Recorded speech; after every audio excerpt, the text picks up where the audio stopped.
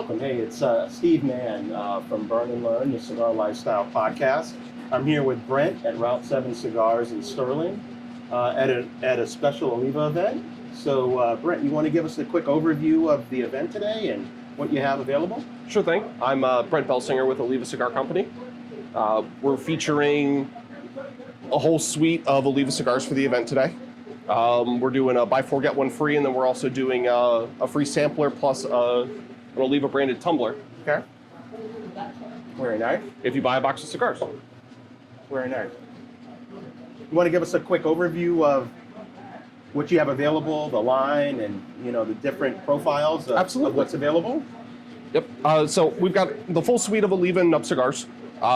Serie V Milanio is probably what we're most well known for. The Serie V line in general has been our top performing blend when it comes to ratings and Cigar Aficionado and stuff like that. So that's the line that most people are familiar with. We've got a wonderful classic Connecticut in the Connecticut Reserve. Okay. And then we've got the Cameroon Serie G, which is Mirafel Cameroon, which is the Cameroon on the market in the cigar industry. Okay. And then we've got a nice variety of nubs, including the Connecticut, the Cameroon, the Habano, and the Maduro. So a nice little variety, something for everybody, mild to full-bodied, and everywhere in between. Gotcha. And based on this extensive offering that you have here, what's your go-to? Where do you tend to? The go-to is, it's a loaded question just because it's so time and place dependent for me. Gotcha.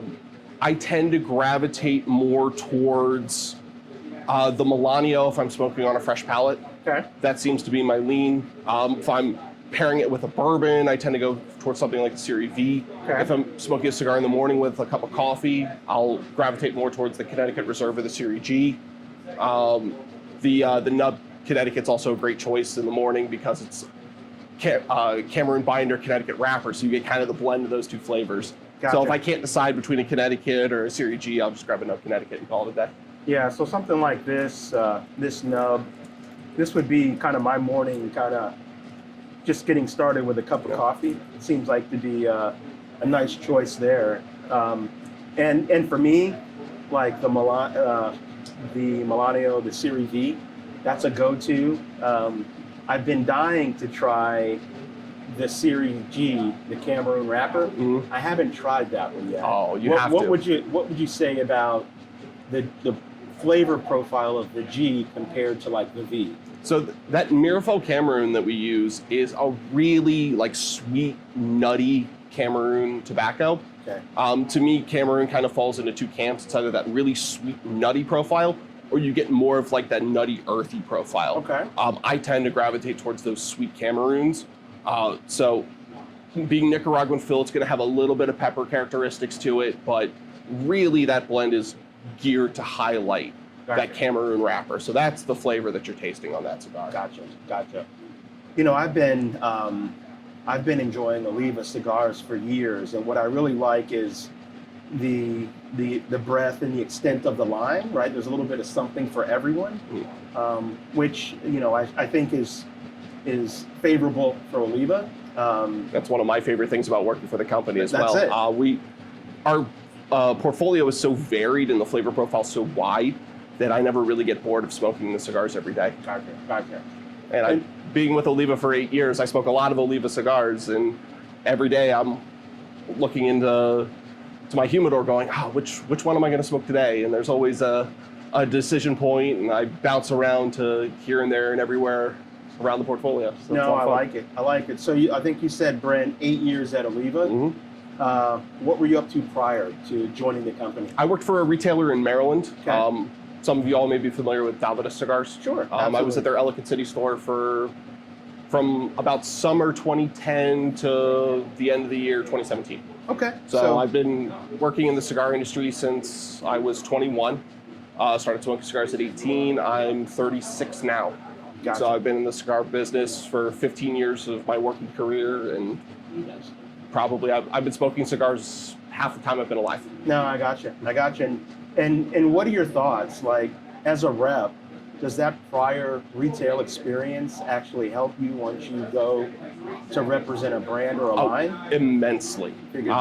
One of the big things in sales is you really have to kind of put yourself in the shoes of the person you're selling to. Gotcha. You need to really kind of dig down to what their business is trying to accomplish, what are some of the challenges that they have, not only with your brand, but with other brands, try to figure out like where in the market there are particular holes that they could fill with certain cigars. Okay. So, I mean, there's some shops that are like, I've got a great selection of brands, but I need an everyday cigar for the guys that come in and want something in that like $5, $6, $7, $8 range. And there's some shops that I go into and they go, well, I've got a great selection of Connecticut's, but I need some good Maduros. And you kind of figure out what in your portfolio can add value to that customer. Gotcha. And then on top of that, you're also looking at like how they go about selling their cigars. So if there's something in their pitch or some way they merchandise that I can be of service to, I mean, I merchandised a humidor for 7 years. I know what the look's supposed to look like. I know all the little tricks to help make the cigars pop on the shelf to draw people towards it so that the cigars will move better. So there's a lot of value that I gleaned from retail that are of service to my retailers now. I like it. Talk to me about the Oliva 135. That's a beautiful cigar. You know, I buy those by the box. Talk to me about those, when they're released, what that profile is like, kind of a little bit on the manufacturing side for that particular cigar, the 135. The Oliva 135th anniversary was to celebrate the Oliva family's 135th year in the cigar industry, growing tobacco. Okay. The Oliva family started growing cigar or tobacco in Cuba in 1886. So 135 would have been 2021 that we were honoring that milestone. That blend, I have a lot of people ask about it, and we've been kind of quiet about the blend details. Okay. We're sourcing that cigar from all the same tobaccos that we use for the Serie V. So it's very much a Serie V blend. Gotcha. To me, it tastes like a Serie V that's got 3 or 4 years of age on it already. A lot of the spice characteristics that people tend to love about the Serie V are kind of mellowed out in that 135th blend. Yep. So the way I describe it to people is a Serie V for a Milanio palate. Gotcha. Makes sense. And we have, you know, on the show here, we have kind of brand new aficionados as well as more experienced aficionados. And so what we try to do on the podcast, you know, the burn part is obviously we sit together with great friends and have a great cigar. But the learn part is we're always trying to educate, impart wisdom, and just make people understand the things that are available and kind of the particular characteristics of the aficionado lifestyle. So like for a beginning smoker, that's where we focus a lot of our attention now. If you had kind of someone that's never tried cigars, but they want to try and dip their toe into Oliva, where would you suggest that they start? There's a lot of really great options, and a lot of it kind of depends on what they're looking to explore. Okay. I generally gauge my recommendations a little bit more towards what their nicotine tolerance level is. That's one of the things that I've found gives me a little bit more leeway in my recommendations. Okay.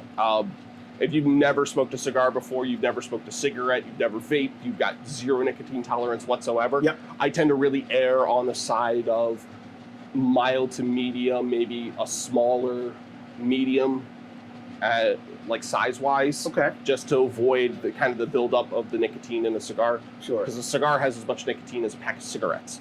It's just a very inefficient absorption into your system. Right. It usually gets absorbed through your stomach lining, so it's a really delayed, nicotine hit. So Gotcha. it's usually, people don't realize how strong the cigar is until they stand up afterwards. That's about the time it takes to hit you. That's it. No, makes sense. So I tend to gravitate towards the Connecticut, the Nub Connecticut, the Nub Cameroon, and the G for someone that's new to the cigar world. Okay. I think both the Connecticut and the Serie G are both very classic examples of what that wrapper showcases from a flavor profile standpoint. Gotcha. Okay. And so, no, I appreciate the opportunity to learn a little bit more about the line, appreciate the opportunity to have a chat with you. What's coming up for Oliva as we think about, we're heading into, PCA season and, limited release season. What's on the horizon? We've got some fun stuff upcoming this year. I can't divulge a whole lot. Sure. The big push for us this year is going to be on the accessory front. Okay. The parent company for Oliva acquired Le Finlam, which is a French accessory manufacturer. Okay. Mm-hmm. They specialize in more high-end accessories. The cigar knife, the cutter knife. Yep, the cigar knife. They've got the punch bracelets, the dog tag cigar cutter. We've got a new suite of lighters that go along with that. We're also introducing a more consumer-friendly budget option for both lighters, cutters, and ashtrays. Gotcha. So that's going to be our big push this year, is to kind of expand Le Finlam and gear it more towards the American market. Gotcha. Now, we'll go ahead and wrap soon. So I just wanted to ask one last question before we wrap up. So for brand new aficionados, what kind of guidance and wisdom would you impart? How they get started, what they should be looking at, brand new cigar smoking? If you're brand new to the industry and brand new to cigars, one of the big things that I always recommend is make friends with your local tobacconist. Yep. Mm-hmm. Find a cigar shop that you're comfortable in. Find a staff that's knowledgeable, and lean on the staff. Gotcha. I mean, the guys that work in this industry really care about your enjoyment of the cigar industry, and they're going to guide you whatever direction they think is going to improve your enjoyment of the hobby. And Perfect. They're going to be able to point out the new cigars that are within your flavor profile range. They're going to expand you outside of what your normal comfort zone is, and they're going to push you to try some new cool things that you may not have tried otherwise. In this industry, the backbone is brick and mortar, and having the local tobacconist at your local brick and mortar be your guide to the cigar industry is one of the more important things. Yeah, no, I absolutely agree with that. And again, here at Route 7, Alec and Kyle, They do a very fantastic knowledgeable. job. They do a great job. Mm-hmm. I want to thank them for allowing us to tape here at Route 7 in Sterling. Thanks to Alec, thanks to Kyle. Brent, thanks for all your time, and I appreciate all the conversation. It's a pleasure. Look forward to maybe having you back on soon. Sounds good. Appreciate it. Thank you. Thank you.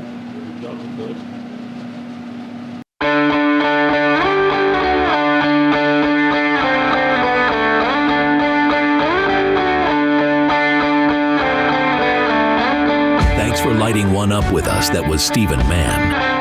And you've been listening to Burn and Learn, the Cigar Lifestyle Podcast. Brought to you by Stogie Hub. Elevate your cigar game. This episode was a full production by Access Studios. Access the power of video. Don't forget to visit our YouTube channel for exclusive content and hit that subscribe button to stay updated.